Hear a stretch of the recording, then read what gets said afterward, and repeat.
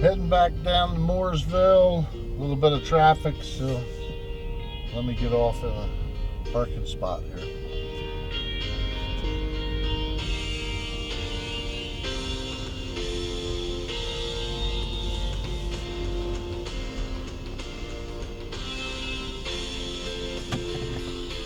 Alrighty, I've been kicking around this idea for, I don't know, a couple years of doing a reality show out of MBE.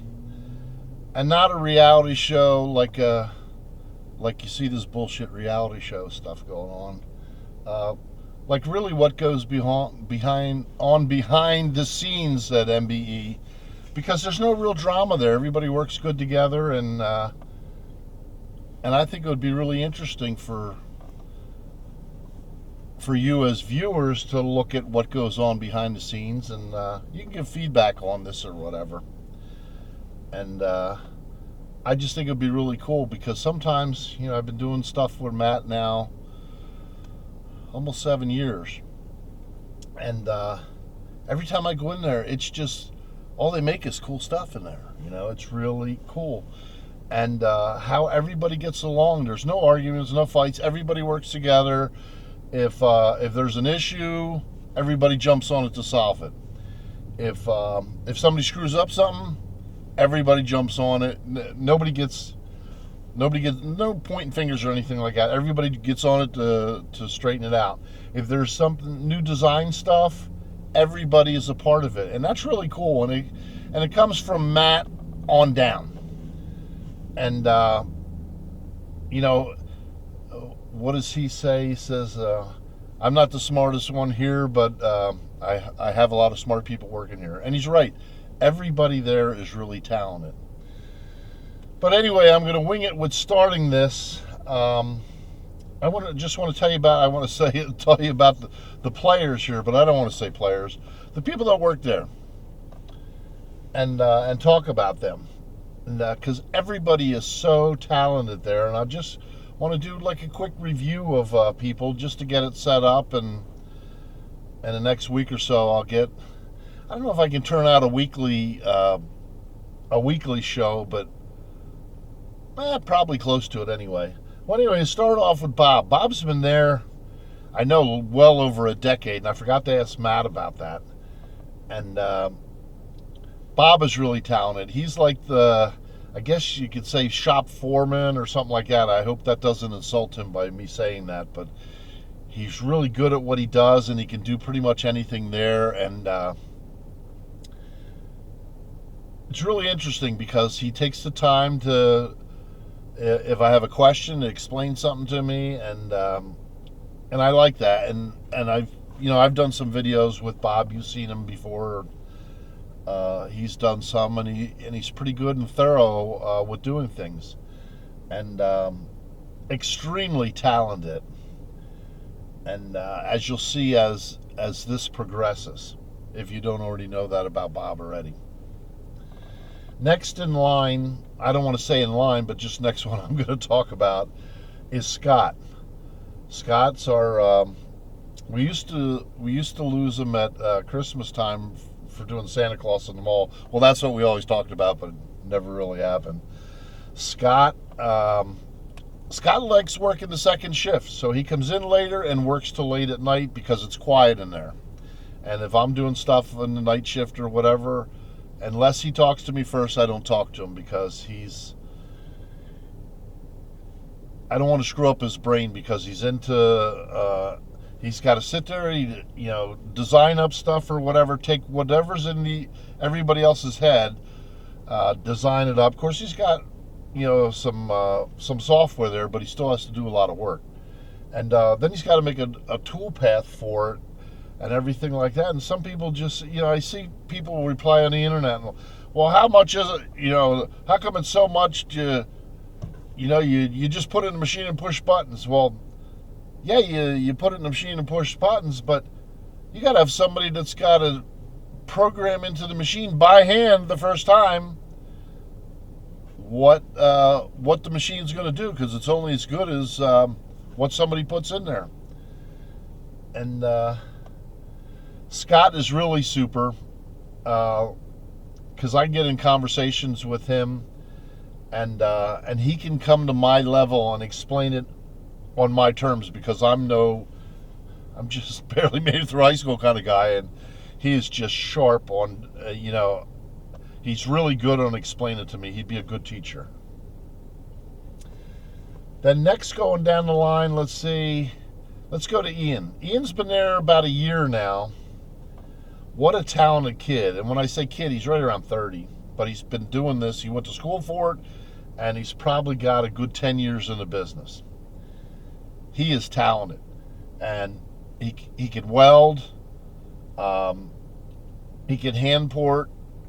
He's got his own expertise there, and he's self-motivated. Just like everybody there is self-motivated, but you don't find young people like Ian that are self-motivated. And he just goes, and what a talent, and he's been a blessing since the day he walked in the door. And every day we find out he can actually do more and more on stuff. So, and then next for out in the shop is Dave. I say this as a joke, but I'm not sure if it's true or not, that Matt got Dave out of retirement. Dave comes in there, he's not super fast, and I'm not saying this to downgrade him. He chugs along all day, and he does a lot of the stuff that the other guys don't prefer to do, like putting guides in and honing the guides and doing the meticulous stuff, like the different fitting of the manifolds and the just the odd stuff that is like pain in the butt stuff, but he does it perfect every time. He's just so meticulous about everything, and he's another godsend to have there, because everybody just like fits in perfect, and it's really cool. And next person is Bert. Bert's in the office, and I've seen comments on the internet that they say, when I put up pictures of him in the office or put up a video of him in the office, because he does the Monday morning production meetings for what we want to get out for the week or whatever like that. And I've seen different comments about, desk jockeys or whatever like that. Well, there's a lot more to Bert's job than just sitting at a desk, because he only does that till lunchtime.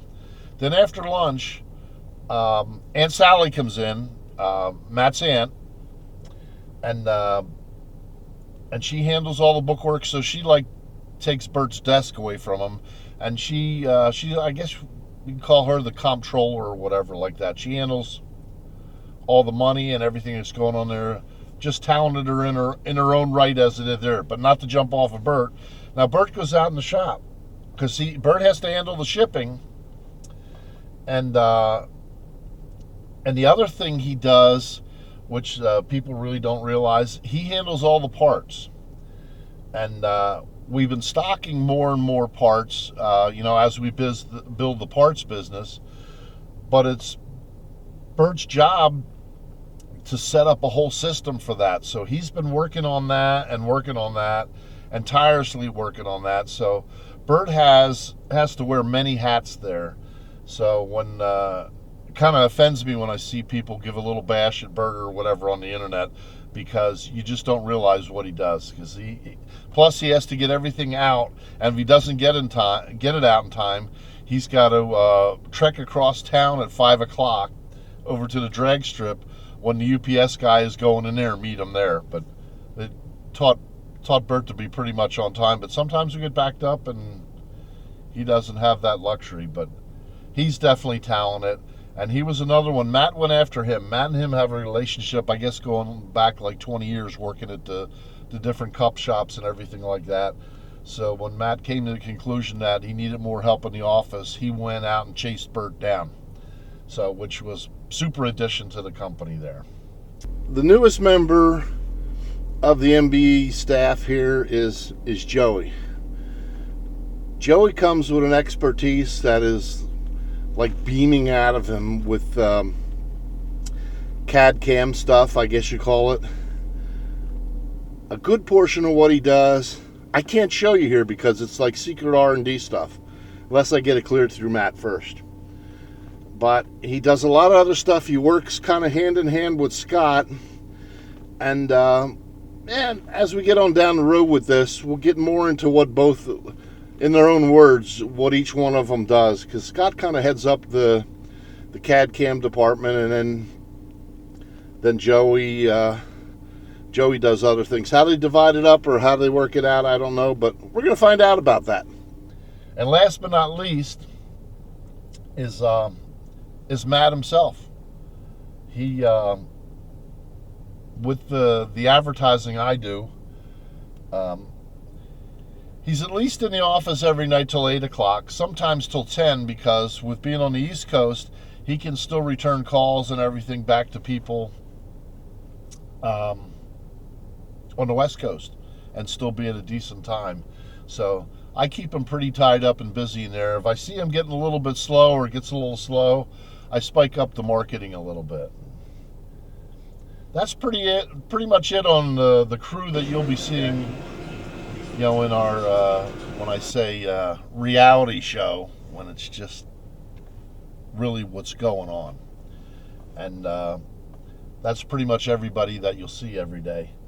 And as for me, I'm the marketing guy, and I'm blessed because I wanted to retire, and I wanted to retire down in Mooresville way, and then COVID kind of pushed that along quicker than I was planning on, because I only wanted to do it, I was looking at 4 or 5 years out, and then the COVID thing come along, and it really speeded it up, and so I'm pretty much full-time there, and I enjoy the heck out of it.